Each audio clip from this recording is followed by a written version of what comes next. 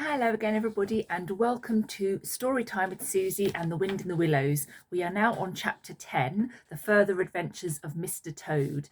And if you remember, Mr. Toad has got a lift on a barge, and the barge woman discovered that he was actually a toad and not a washerwoman. She threw him into the river, and he managed to scramble to the side, and then he stole her horse and rode off on it. So let's find out what happens next on Mr. Toad's adventures. He had travelled some miles, his horse and he was feeling drowsy in the hot sunshine, when the horse stopped, lowered his head and began to nibble the grass, and Toad, waking up, just saved himself from falling off by an effort. He looked about him and found he was on a wide common, dotted with patches of gorse and bramble as far as he could see. Near him stood a dingy gypsy caravan, and beside it a man was sitting on a bucket turned upside down, very busy smoking and staring into the wide world. A fire of sticks was burning nearby, and over the fire hung an iron pot, and out of that pot came forth bubblings and gurglings and a vague suggestive steaminess, also smells, warm, rich and varied smells that twined and twisted and wreathed themselves at last into one complete, voluptuous, perfect smell that seemed like the very soul of nature taking form and appearing to her children, a true goddess, a mother of solace and comfort. Toad knew well that he had not really been hungry before. What he had felt earlier in the day had been a mere trifling qualm. This was the real thing at last, and no mistake, and it would have to be dealt with speedily too, or there would be trouble for somebody or something. He looked the gypsy over carefully, wondering vaguely whether it would be easier to fight him or cajole him. So there he sat and sniffed and looked at the gypsy, and the gypsy sat and smoked and looked at him. Presently the gypsy took the pipe out of his mouth and remarked in a careless way, "Want to sell that there horse of yours?" Toad was completely taken aback. He did not know that gypsies were very fond of horse dealing and never missed an opportunity, and he had not reflected that caravans were always on the move and took a deal of drawing. It had not occurred to him to turn the horse into cash, but the gypsy's suggestion seemed to smooth the way towards the two things he wanted so badly, ready money and a solid breakfast. "What?" he said. "Me sell this beautiful young horse of mine? Oh, no, it's out of the question. Who's going to take the washing home to my customers every week? Besides, I'm too fond of him, and he simply dotes on me." "Try and love a donkey," suggested the gypsy. "Some people do." "You don't seem to see," continued Toad, "that this fine horse of mine is a cut above you altogether. He's a blood horse. He is, partly, not the part you see, of course, another part. He's been a prize hackney, too, in his time. That was the time before you knew him, but you can still tell it on him at a glance, if you understand anything about horses. No, it's not to be thought of for a moment. All the same, how much might you be disposed to offer me for this beautiful young horse of mine?" The gypsy looked the horse over, and then he looked Toad over with equal care, and looked at the horse again. "Shilling a leg," he said briefly, and turned away, continuing to smoke and try to stare the wide world out of countenance. "A shilling a leg?" cried Toad. "If you please, I must take a little time to work that out and see just what it comes to." He climbed down off his horse and left it to graze, and sat down by the gypsy and did sums on his fingers, and at last he said, "A shilling a leg? Why, that comes to exactly 4 shillings and no more. Oh, no, I could not think of accepting 4 shillings for this beautiful young horse of mine." "Well," said the gypsy, "I'll tell you what I will do. I'll make it 5 shillings, and that's 3 and 6pence more than the animal's worth, and that's my last word." Then Toad sat and pondered long and deeply, for he was hungry and quite penniless, and still some way, he knew not how far, from home, and enemies might still be looking for him. To one in such a situation, 5 shillings may very well appear a large sum of money. On the other hand, it did not seem very much to get for a horse. But then again, the horse hadn't cost him anything, so whatever he got was all clear profit. At last he said firmly, "Look here, Gypsy, I tell you what we will do, and this is my last word. You shall hand me over 6 shillings and 6pence, cash down, and further, in addition thereto, you shall give me as much breakfast as I can possibly eat, at one sitting, of course, out of that iron pot of yours that keeps sending forth such delicious and exciting smells. In return, I will make over to you my spirited young horse, with all the beautiful harness and trappings that are on him, freely thrown in. If that's not good enough for you, say so, and I'll be getting on. I know a man near here who's wanted this horse of mine for years." The gypsy grumbled frightfully and declared if he did a few more deals of that sort he'd be ruined. But in the end he lugged a dirty canvas bag out of the depths of his trouser pocket and counted out 6 shillings and 6pence into Toad's paw. Then he disappeared into the caravan for an instant and returned with a large iron plate and a knife, fork and spoon. He tilted up the pot, and a glorious stream of hot, rich stew gurgled into the plate. It was indeed the most beautiful stew in the world, being made of partridges and pheasants, and chickens, and hares, and rabbits, and peahens, and guinea fowls, and 1 or 2 other things. Toad took the plate on his lap, almost crying, and stuffed and stuffed and stuffed, and kept asking for more, and the gypsy never grudged it him. He thought that he had never eaten so good a breakfast in all his life. When Toad has eaten as much stew on board as he thought he possibly could hold, he got up and said good-bye to the gypsy, and took an affectionate farewell of the horse. And the gypsy, who knew the riverside well, gave him directions which way to go, and he set forth on his travels again in the best possible spirits. He was indeed a very different Toad from the animal of an hour ago. The sun was shining brightly, his wet clothes were quite dry again, he had money in his pocket once more, he was nearing home and friends and safety, and most and best of all, he had a substantial meal, hot and nourishing, and felt big and strong and careless and self-confident. As he tramped along gaily, he thought of his adventures and escapes, and how, when things seemed at their worst, he had always managed to find a way out, and his pride and conceit began to swell within him. "Ho, ho," he said to himself as he marched along with his chin in the air. "What a clever Toad I am! There is surely no animal equal to me for cleverness in the whole world. My enemies shut me up in prison, encircled by sentries, watched day and night by warders.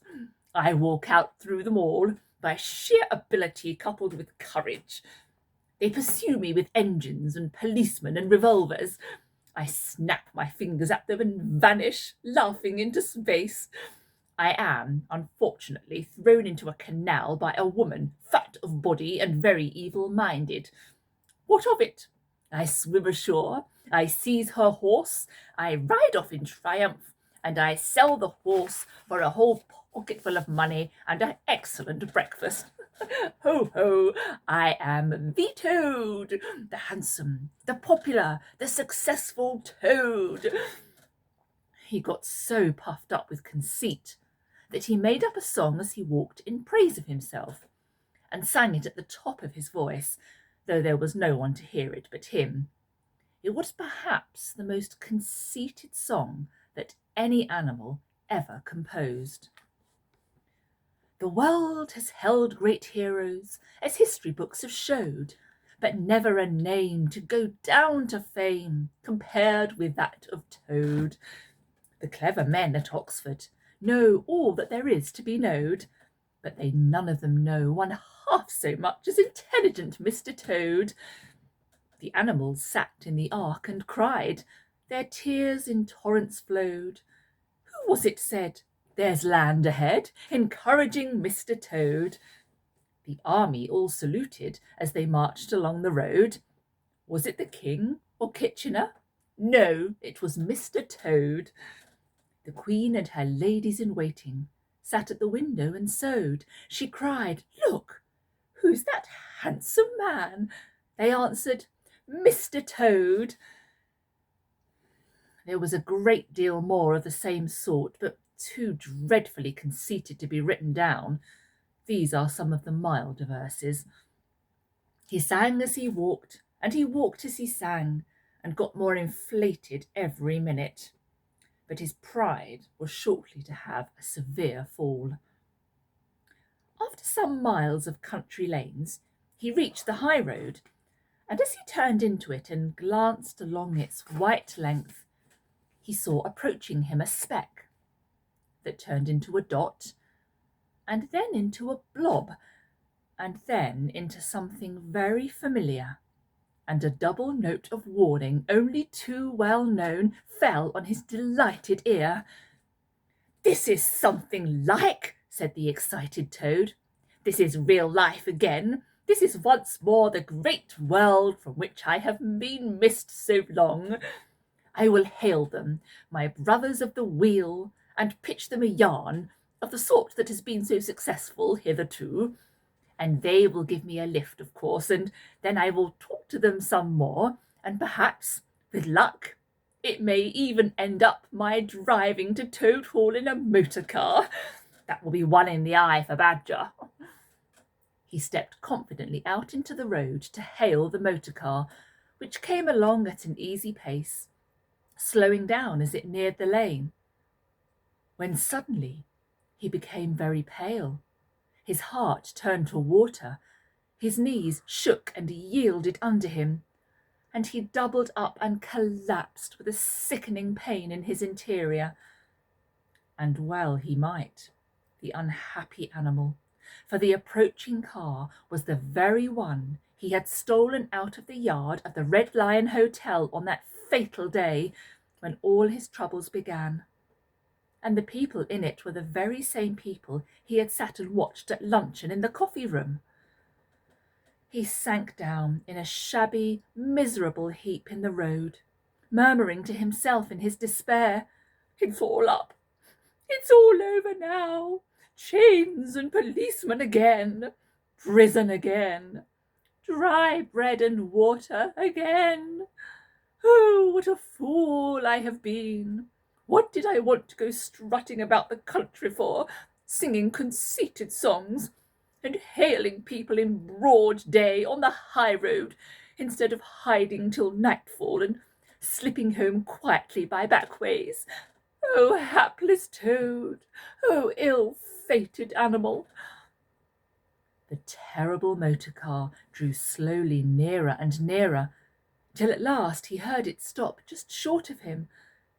Two gentlemen got out and walked round the trembling heap of crumpled misery lying in the road, and one of them said, "Oh dear, this is very sad. Here is a poor old thing, a washerwoman apparently, who has fainted in the road. Perhaps she is overcome by the heat. Poor creature! Or possibly she has not had any food today. Let us lift her into the car and take her to the nearest village, where doubtless she has friends." They tenderly lifted Toad into the motor car and propped him up with soft cushions and proceeded on their way. When Toad heard them talk in so kind and sympathetic a way, and knew that he was not recognised, his courage began to revive, and he cautiously opened first one eye and then the other.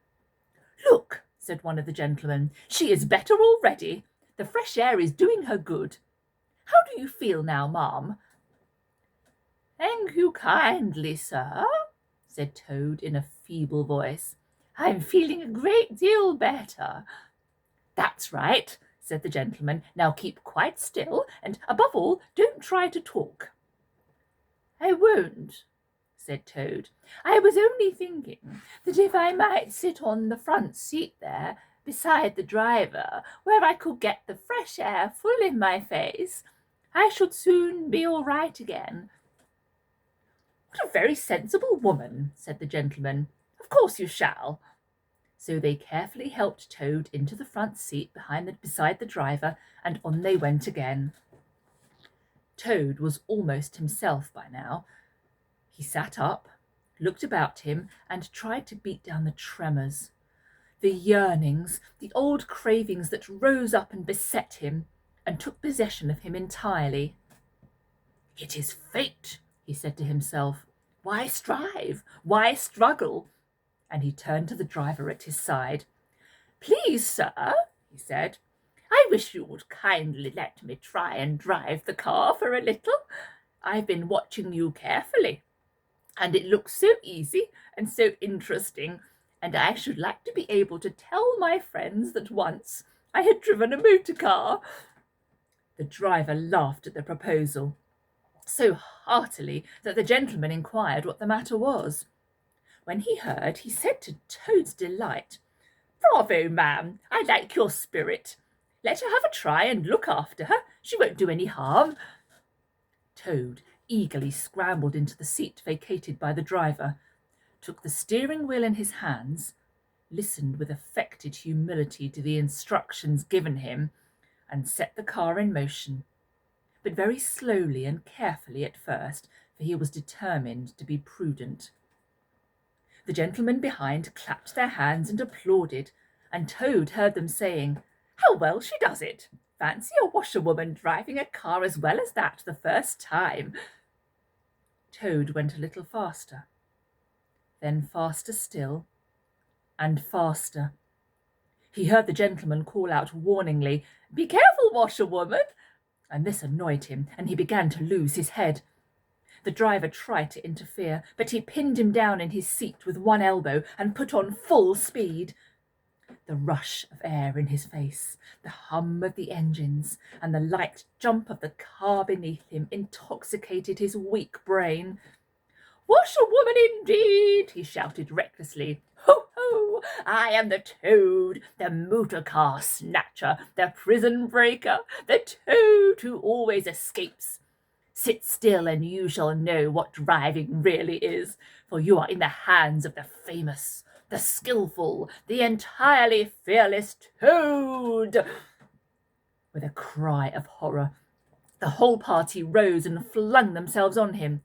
Seize him, they cried. Seize the Toad, the wicked animal who stole our motor car. Bind him, chain him, drag him to the nearest police station. Down with the desperate and dangerous Toad. Alas, they should have thought. They ought to have been more prudent. They should have remembered to stop the motor car somehow before playing any pranks of that sort. With a half turn of the wheel, the Toad sent the car crashing through the low hedge that ran along the roadside. One mighty bound, a violent shock, and the wheels of the car were churning up the thick mud of a horse pond. Toad found himself flying through the air with the strong upward rush and delicate curve of a swallow. He liked the motion, and was just beginning to wonder whether it would go on until he developed wings and turned into a toad bird, when he landed on his back with a thump in the soft, rich grass of a meadow. Sitting up, he could just see the motor car in the pond, nearly submerged. The gentleman and the driver, encumbered by their long coats, were floundering helplessly in the water. He picked himself up rapidly and set off running across country as hard as he could, scrambling through hedges, jumping ditches, pounding across fields till he was breathless and weary and had to settle down into an easy walk. When he had recovered his breath somewhat and was able to think calmly, he began to giggle. and from giggling he took to laughing. And he laughed till he had to sit down under a hedge. "Ho, ho!" he cried in ecstasies of self-admiration. "Toad again! Toad, as usual, comes out on the top. Who was it got them to give him a lift? Who managed to get on the front seat for the sake of fresh air? Who persuaded them into letting him see if he could drive? Who landed them all in a horse pond? Who escaped, flying gaily and unscathed through the air, leaving the narrow-minded, grudging, timid excursionists in the mud where they should rightly be? Why, Toad, of course, clever Toad, great Toad, good Toad." Then he burst into song again and chanted with uplifted voice. "The motor car went poop, poop, poop as it raced along the road. Who was it steered it into a pond? Ingenious Mr. Toad. Oh, how clever I am! How clever! How clever! How very clever!" A slight noise at a distance behind him made him turn his head and look. Oh, horror! Oh, misery! Oh, despair! About 2 fields off, a chauffeur in his leather gaiters and 2 large rural policemen were visible, running towards him as hard as they could go. Poor Toad sprang to his feet and pelted away again, his heart in his mouth. "Oh my!" he gasped as he panted along. "What an ass I am! What a conceited and heedless ass! Swaggering again, shouting and singing songs again, sitting still and gassing again. Oh my! Oh my! Oh my!" He glanced back and saw to his dismay that they were gaining on him. On he ran desperately, but kept looking back and saw that they still gained steadily. He did his best, but he was a fat animal, and his legs were short, and still they gained. He could hear them close behind him now. Ceasing to heed where he was going, he struggled on blindly and wildly, looking back over his shoulder at the now triumphant enemy, when suddenly the earth failed beneath his feet. He grasped at the air and, splash, he found himself head over ears in deep water, rapid water, water that bore him along with a force he could not contend with. And he knew that in his blind panic he had run straight into the river.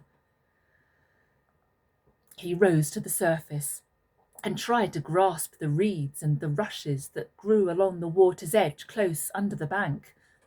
But the stream was so strong that it tore them out of his hands. "Oh my!" gasped poor Toad. "If I ever steal a motor car again, if I ever sing another conceited song." Then down he went and came up breathless and spluttering. Presently he saw that he was approaching a big dark hole in the bank, just above his head, and as the stream bore him past, he reached up with a paw and caught hold of the edge and held on. Then slowly and with difficulty he drew himself up out of the water, till at last he was able to rest his elbows on the edge of the hole. There he remained for some minutes, puffing and panting, for he was quite exhausted. As he sighed and blew and stared before him into the dark hole, some bright small thing shone and twinkled in its depths, moving towards him. As it approached, a face grew up gradually around it, and it was a familiar face, brown and small, with whiskers, grave and round, with neat ears and silky hair. It was the Water Rat. My goodness me, doesn't Toad have some adventures? Well, we will leave him there for today, and we'll find out what happens in tomorrow's chapter, chapter 11. We're getting close to the end now, just 2 more chapters to go. I hope you're enjoying this story as much as I am. So I'll say goodbye for now and see you again next time.